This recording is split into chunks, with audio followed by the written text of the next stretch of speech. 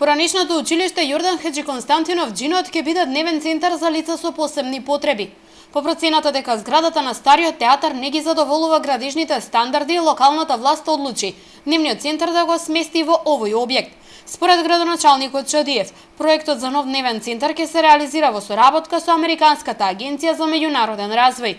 Планираме во наредниот период, веќе имаме и проект најава и една заедничка соработка со UNDP која ќе обзнаниме во текот на првите денови од нова година, каде што заеднички ќе вложиме средства и ќе направиме центар за лица со посебни потреби, ќе се обидеме да ги сместиме сите организации кои што се грижат за лицата со посебни потреби на едно место и едноставно тој дел од градот, односно тој објект да го ставиме во функција, бидејќи во моментов е, да кажеме, околината обрасната, заклучен објектот,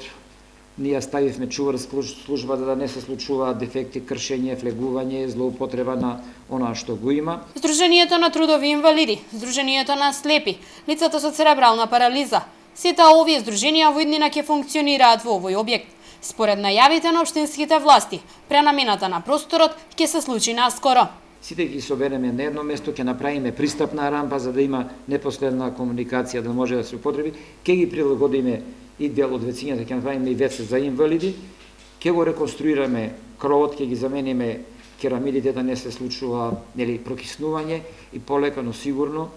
ќе го ставаме во функција овој центар. Објектот има нов систем за парно грејење, а пред сместувањето на Сдруженијата на лица со посебни потреби, истиот ќе биде реновиран.